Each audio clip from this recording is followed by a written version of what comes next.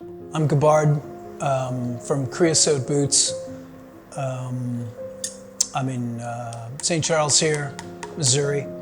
I'm a custom boot maker, and it's 2020.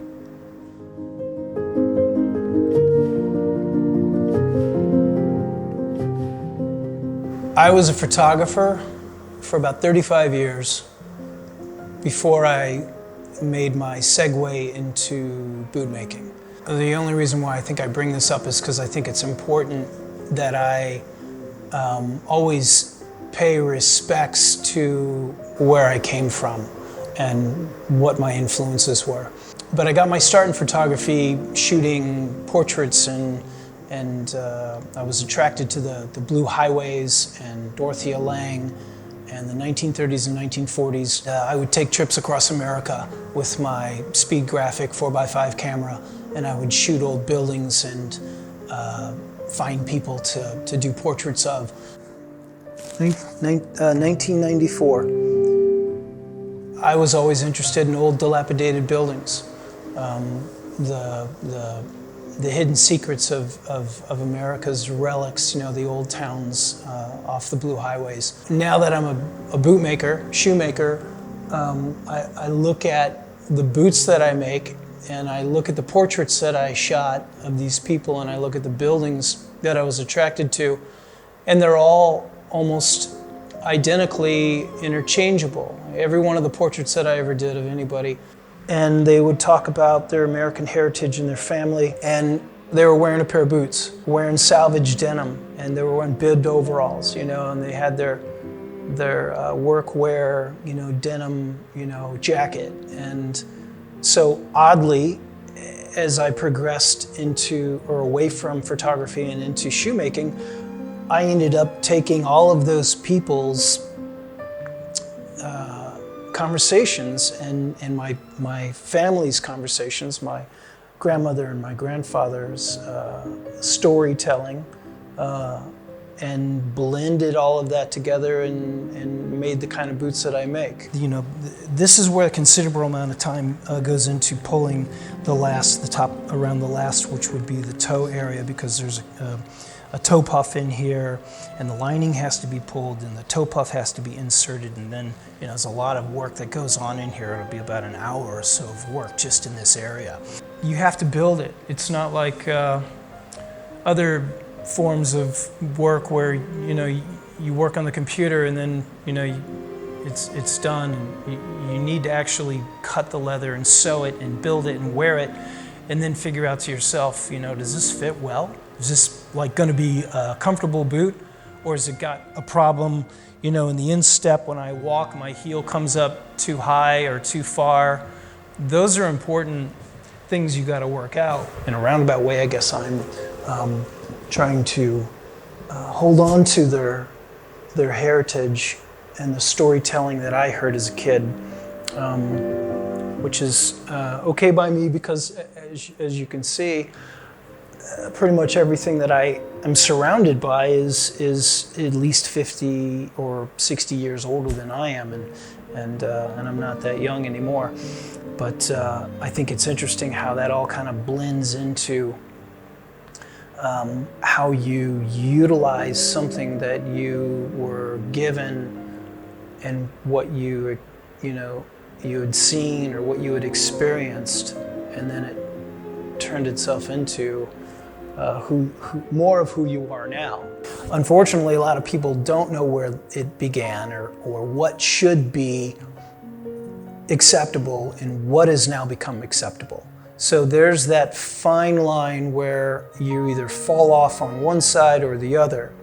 And a lot of custom shoemakers, especially like cowboy boot makers here in America, there are a lot of them, and they're really, really good, and they would never put a boot out that had any single imperfection. The leather on the sides are to make up the compensation of the foot. You know, it's a little bit wider on the medial side than lateral side, so the leather is added to the last after the foot is measured, and then that's built up. But they're not just going to keep running their machines. You know, I cannot just keep running a machine. It takes me 50 hours to make a pair of boots. And so my price is a certain, you know, level of what I'm asking for. And in return, you're getting something that is, I won't say so far superior than anything that you're going to get in a manufacturer, but when you start to look at what you've paid for before from a manufacturer, what their availability to, what they can give you, what you're going to get from that, $300-400 from a factory, and then you do a little research and you see what you're going to get for $1,200, $1,500, $2,000. A lot of people won't even think twice about that because they're getting something made and crafted especially for them. Manufacturers, I was talking earlier, they use a material, a canvas material called gaming, and it's a thin piece of canvas that they attach to a piece of leather, and then they fold the tops over it and they run a machine across here, a Goodyear welt. So they create a Goodyear welt that's attached to this gaming channel. This is a channel knife, and so you can see what happens here is that we will groove the leather out and create that ridge, that hold fast channel. And I get these old Kingfisher awls and then I heat them up with my torch and I bend them. I like to have a little bit more of a scoop. And what'll happen is we will gouge this leather every 4 millimeters. Oddly, a lot of people, my clients, have found that the boot that I couldn't find any place that I had to make for myself is the boot that they like. So that heritage element of passing boots down or being influenced by historic value or kinfolk storytelling or that family reunion, that I get that all the time in my head. I look at pictures and I see my relatives and what kind of lifestyle they had and the military times that they served and what boots they wore. And so that all kind of comes back to it. So custom for me is more personal.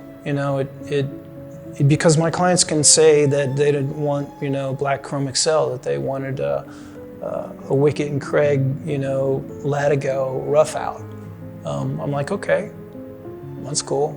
I like that. And a lot of times they'll hit me up with some ideas and I'll be like, well, I haven't put that combination together, but how about if we did this to that and did like a wax treatment on that, and then as it burnishes off in a sense, as you wear it and it warms up, it'll soak in and some of it'll kind of fade off. You'll get something that was the beginning of an idea that then transformed from their creative input.